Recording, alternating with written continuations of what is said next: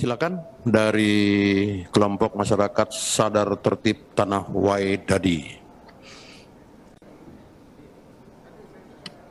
Terima kasih. Assalamualaikum warahmatullahi wabarakatuh. Salam.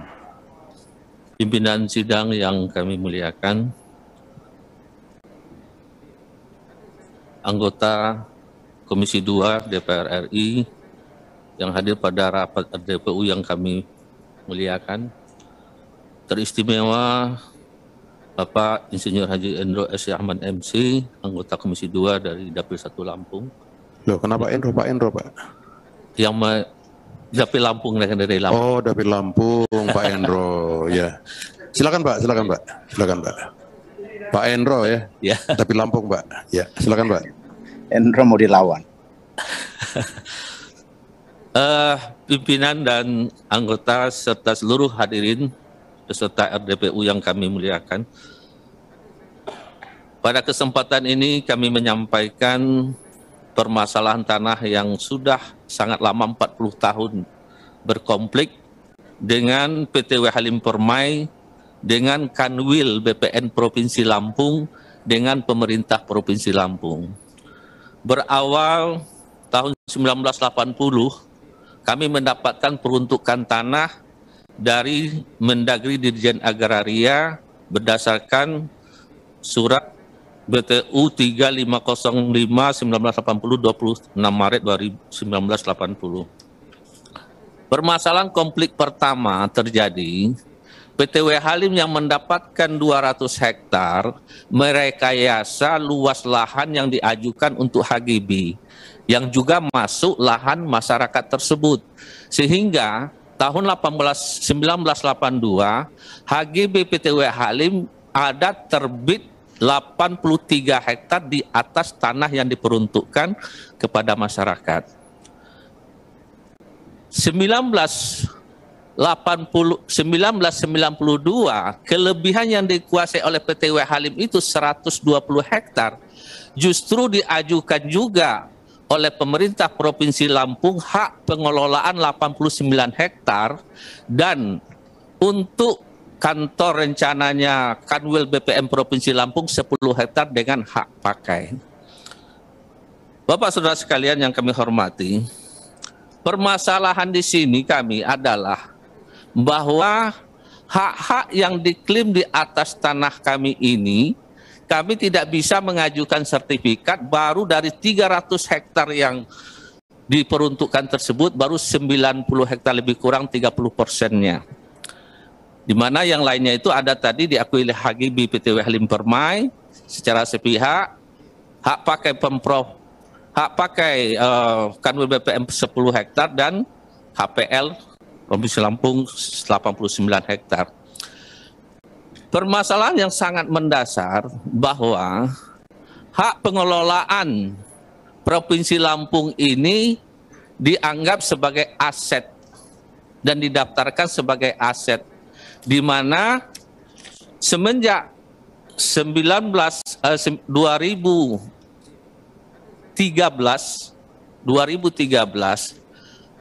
pemerintah Provinsi Lampung akan mengajukan pelepasan aset ini dan disetujui oleh Paripurna DPRD Provinsi Lampung dan disetujui oleh Menteri Agraria 23 Maret 2016 bahwa dilepas kepada masyarakat dengan memasukkan sebagai sumber PAD sebesar 400 miliar, di mana masyarakat harus membayar seharga 550.000 per meter.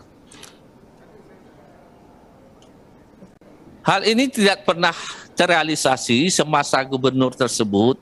Selanjutnya di Gubernur Ridho 14 sampai 2019 ini pun juga dilanjutkan kembali untuk menjual aset itu dengan harga yang demikian.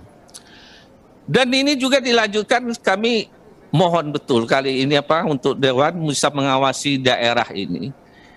Hal ini juga dilakukan oleh Gubernur sekarang dengan menurunkan secara diam-diam tim appraisal Badan Lelang Negara dan menggandeng Bank Syariah Indonesia untuk rakyat melelang HPL-nya tersebut kepada rakyat dengan harga sekarang ini 1.100.000 sampai 1.300.000 per meter.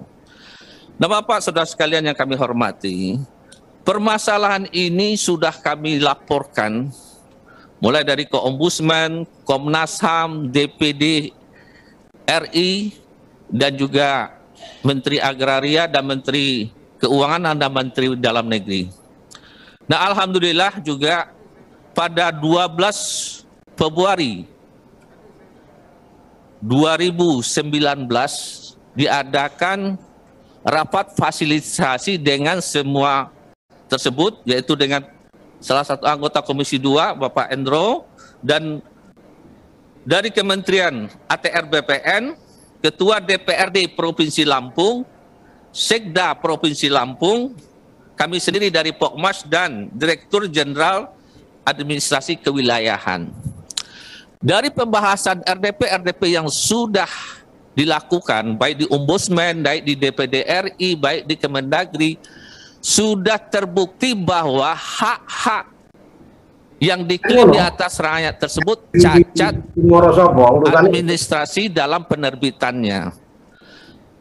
Berdasarkan Peraturan Menteri Agraria Nomor 9 Tahun 1999, pemberian hak pengelolaan, hak pakai, dan hak bangunan apabila cacat administrasi harus dibatalkan oleh Menteri ATR BPN.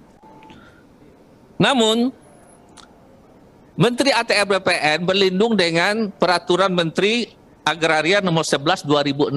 Kalau sudah berbentuk aset, harus dihapus dulu oleh Menteri Keuangan.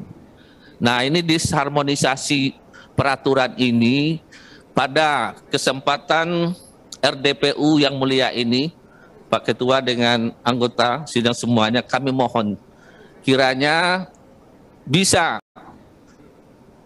mendorong bahwa hak yang sudah diakui sebagai cacat administrasi ini dibatalkan oleh Menteri Agraria dan dihapus sebagai aset.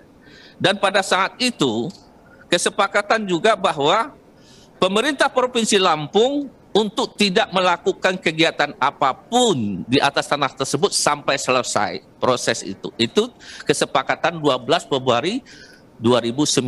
Namun ini diingkari tidak diakui oleh Pemprov Provinsi Lampung. Padahal yang menandatangani pada saat itu Ketua DPRD Provinsi Lampung dan Sekda Provinsi Lampung.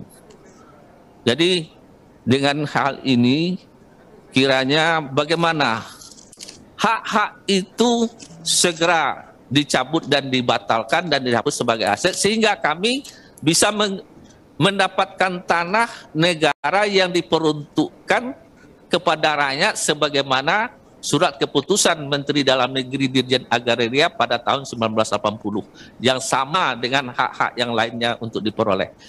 Serasa demikian harapan kami. Terima kasih kesempatan ini pimpinan sidang dan anggota yang lainnya. Semoga kami mendapatkan keadilan agraria yang kami dambakan.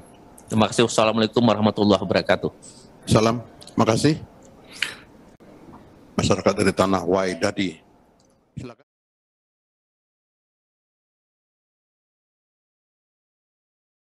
Silakan yang dari Kelurahan Pasir Ginting, Bandar Lampung.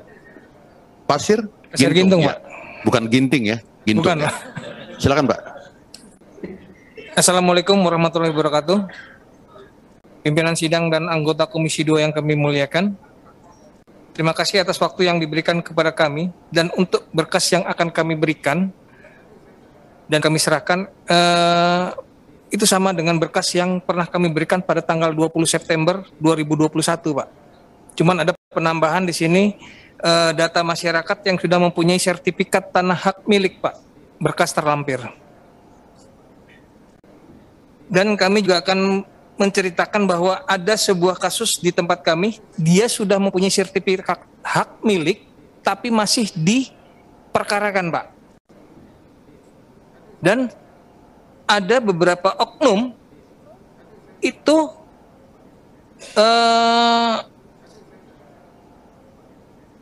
pernah mendatangi rumah tersebut dan menyarankan untuk mediasi kepada PT KAI, Pak.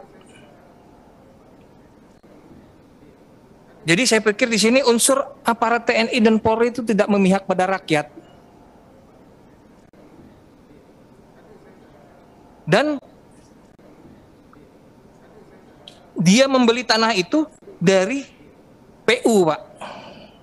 Jadi tanah yang ada di Pasir Gintung itu ternyata tumpang tindih. Gitu, Pak.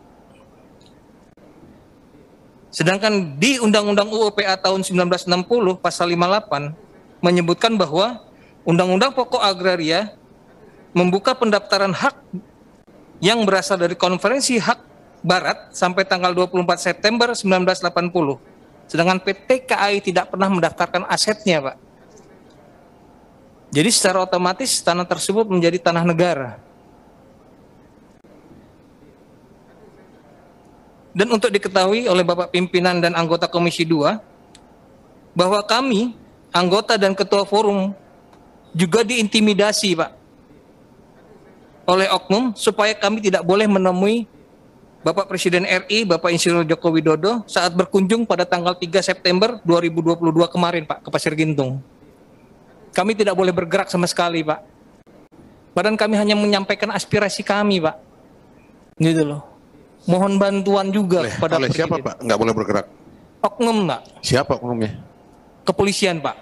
Oknum atau memang instansi itu yang resmi, Pak? Iya, dari kepolisian, Pak. Oknum? Iya. Kami di ketua forum itu tidak boleh mengadakan unjuk Siapa rasa. nama oknumnya? Siapa, Jadi, Mas? supaya nggak ada fitnah di sini, Pak. Babin Kantipmas, Pak. Ya, siapa namanya, Pak? Pak, siapa?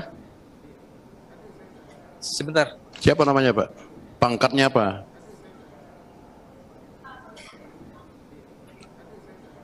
Karena ini yang menemukan ada ketua kami, Pak. Ketua forum kami, Pak. Mana ketuanya, Pak? Kebetulan ketua forum nggak bisa hadir. Lagi yaudah, ada Pak. rapat Oke. dengan Silakan, ini, Pak. Lanjut. Silakan. Dan yang kami harapkan adalah masyarakat yang kami harapkan adalah, Pak, hentikan surat tagihan, pengukuran dan memaksa masyarakat untuk menandatangani surat kontrak perjanjian sewa menyewa lahan, Pak. Itu masih, Pak, sampai sekarang, Pak. Dan ketiga, hentikan intimidasi ketua forum dan anggota forum dari aparat TNI dan Polri. Itu karena ketua kami pernah dipanggil juga, Pak, gitu loh, untuk setiap ini karena beliau tidak melakukan pengerusakan karena ada sebuah film YouTube, jadi dia dianggap untuk pengerusakan tersebut, Pak. Ini ketuanya mana sekarang, Pak? Lagi ikut rapat di ini, Pak, sama Ibu Eva, Pak, wali kota, Pak. Bukan karena takut ke Komisi 2, bukan? Enggak, Pak. Intimidasi. Enggak, Pak, karena Karena Bapak cerita intimidasi terus dari tadi. Bukan karena takut nih? Enggak, karena Bukan. dia guru, Pak. Wali kepala sekolah malah, Pak. Ya, masalah begini, Pak. Ya. Ya, dari masyarakat, korban tanah PTK yang bermohon untuk RDPU kemari, kok ketuanya justru nggak datang, Pak? Ini ada apa kalau begini? Enggak, kebetulan tepat dengan ada acara. Lebih perlu mana, Pak? RDPU ini tuh ada acara Bu Epa sana. Ah, iya, Pak. Begitu, Pak. Gitu loh, ini urusan rakyat. Iya, Pak. Kan begitu, Pak. Ini kan aneh-aneh. Iya. Ketuanya nggak datang, Pak. Bapak sebagai apa? Saya sekretaris, Pak. Sekretaris. Iya kan? Harus surat kuasanya nggak? Ada, Pak. Harus surat kuasa dari ketua. Oh, belum ini, Pak, secara ketua, Pak. Iya. Ya udah, Pak, nanti berkasnya dilengkapi, Pak, ya. Siap, Pak. Silakan, Pak Indro.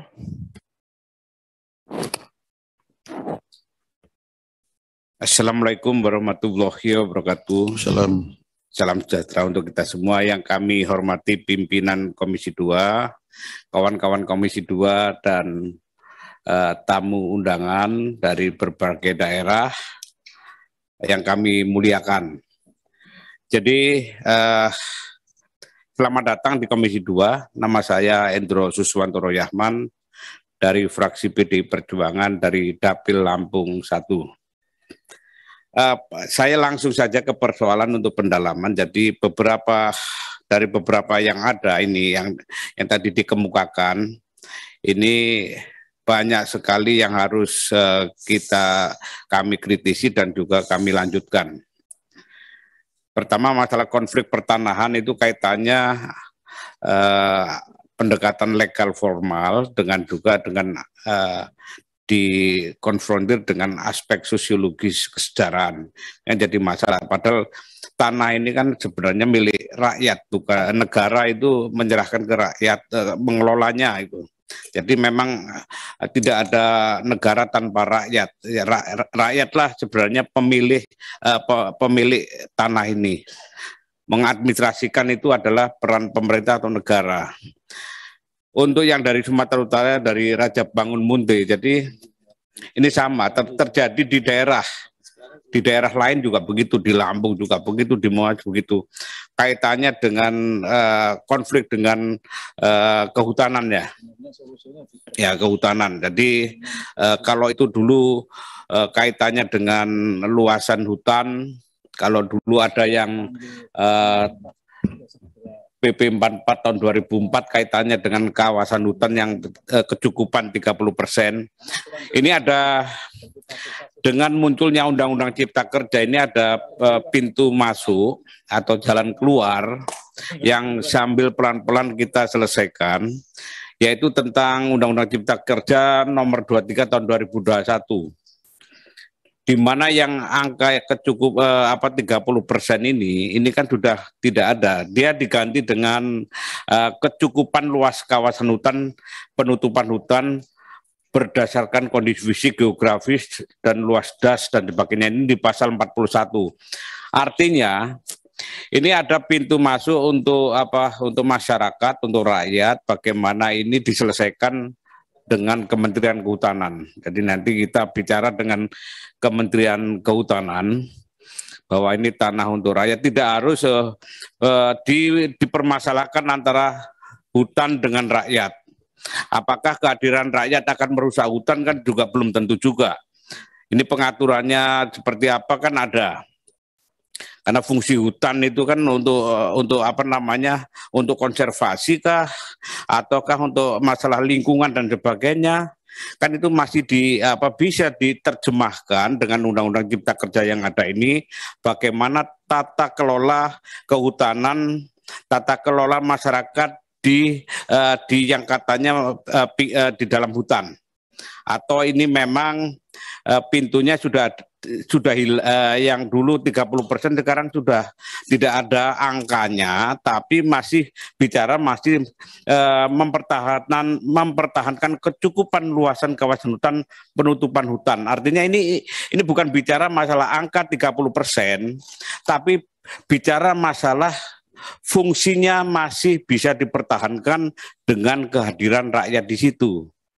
Itu untuk yang SK Menteri Kehutanan yang sudah ada 547 nanti bisa dibicarakan lebih lanjut. Yang kedua kaitannya dengan dari Lampung ini ada 2, ini kebetulan periode yang lalu juga sudah. Yang dari Waidadi ini kan sebenarnya ketidakkonsistenan, contoh yang buruk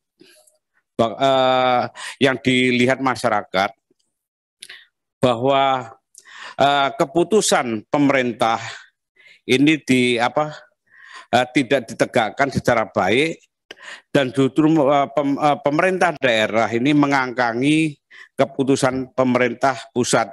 Dalam hal ini adalah Dirjen Agraria. Di situ masuk lagi unsur BPN yang bermain dengan situasi yang ada. Ini kan pemberian hak ke rakyat sudah jelas di waktu Dirjen Agraria Kementerian Dalam Negeri. Nah, kondisi terakhir ini pimpinan saya perjelas juga bahwa waktu itu sudah ada kesepakatan rapat dengan di Kemendagri dipimpin oleh waktu itu Pak Sekjen Mendagri bersama saya, dan juga Dirjen Admil serta BPN serta pemerintah daerah diundang dari Ketua DPRD maupun yang dari aset yang mengelola aset daerah. Ini sudah ada kesepakatan bahwa ini status quo waktu itu. Tidak ada yang boleh mengklaim ini milik pemerintah daerah atau milik rakyat. Dan BPN, waktu itu BPN dari pusat, dari Direktur Sengketa mengatakan memang keluarnya HGB ini, punya daerah ini cacat, mengakui cacat. Tapi ini kalau cacat secara undang-undang kan harus diganti itu melalui pengadilan dan lama. Waktu itu kesepakatan rapat minta supaya tidak berlama-lama, ini supaya daerah yang sudah terlanjur memasukkan sebagai aset daerah dan menjadi PAD mau dijual, ini ditarik dari rapat purna yang karena waktu itu kesepakatannya dalam rapat paripurna ini harus ditarik lagi dari asetnya itu melalui paripurna juga. Nah ini yang akan kita nanti bisa mendorong Mendagri untuk supaya berkomunikasi dengan pemerintah daerah. Nah ini kan kaitannya dengan tambah lagi BPN punya hak pakai di situ. Ini kan dari pihak BPN ini dengan situasi yang ada ini harusnya berpihak ke rakyat, bukan berpihak kepada yang nggak jelas. Malah dia mengelola, mempunyai kantor sebagai hak pakai BPN. Itu yang pertama dari Waidadi. Yang kedua kaitannya dengan tadi PT Kereta Api, konflik kereta api dengan PT Kereta Api. Ini ketuanya, pimpinan ketua forumnya ini dikriminalisasi. Jadi situasinya belum jelas ini sebenarnya ini sangat mudah kalau PT Kereta Api mampu menunjukkan bahwa ini asetnya itu harus selesai kok. Ini tidak pernah muncul, yang muncul polisi, TNI, betul enggak? Mengkriminalisasi, ini ketuanya dikriminalisasi karena dari kereta api itu membuat pagar dari seng atau apa, itu dibongkar, itu dikriminalisasi, sehingga diancam, dikriminalisasi di pengadilan tuh, sehingga ketakutan. Jadi saya pikir fair aja lah itu bahwa terjadi kriminalisasi dari pihak polisi dan juga TNI yang tidak punya hak untuk pengancam rakyat. Itu kan yang dibiayai oleh rakyat juga, gajinya oleh rakyat. Jadi ini kondisi konflik PT Kereta Api, dan juga anehnya dengan situasi yang tidak ada kejelasan ini penunjukan aset milik kereta api kah atau apa. Dia ngancam dan juga ada yang diusir dan juga harus nyewa. Itu pakai virtual account milik PT Kereta Api. Kalau enggak digusur, pakai aparat. Ini kan sebenarnya paling gampang. Gampang kalau nunjukkan selesai, rakyat bisa menerima. Dan anehnya lagi ada daerah di situ yang disertifikatkan oleh BPN. BPN membuat sertifikat. Di tengah-tengah itu ada juga yang ground card-nya diarsir sendiri oleh pihak BPN, itu dibikin HGB, itu dijual oleh swasta. Ini kan cari gara-gara, belum jelas dia alas haknya apa. Yang untuk yang berikutnya untuk petani Konawe Selatan ini juga kritik terhadap pemerintah bahwa adanya program transmigrasi adalah program pemerintah, tapi juga tidak mampu menyelamatkan dan mengawasi kondisi yang ada. Ini banyak terjadi. Jadi ini pemerintah negara ini harus hadir sehadir-hadirnya untuk menegakkan aturan yang ada. Nah kalau yang berikutnya kaitannya dengan tumpang tindih itu kan. Ini juga sama dikriminalisasi. Harusnya semuanya kuncinya pada bagaimana kita mengawasi penegakan hukum yang ada. Mungkin itu pimpinan, terima kasih. Billahi taufiq wal hidayah. Wassalamualaikum warahmatullahi wabarakatuh. Waalaikumsalam, Pak Hendro. Demikian Bapak sekalian, ya, atas keluhan dan masukan yang sudah kami terima dalam audiensi ini. Dan ini menjadi catatan bagi kami, dan sesuai dengan data berkas yang masuk kepada Komisi 2, maka tenaga ahli Komisi 2 akan melakukan pendalaman. Nah, mana nanti masalah-masalah Bapak Ibu yang perlu kami turun ke lapangan, maka kami akan turun dari Komisi 2 dalam bentuk kunjungan kerja spesifik dari Komisi 2. Dari meja pimpinan dan anggota mengucapkan terima kasih kepada seluruh tamu yang hadir. Kiranya kita semua tetap sehat dan diberkahi oleh Tuhan. Assalamualaikum warahmatullahi wabarakatuh.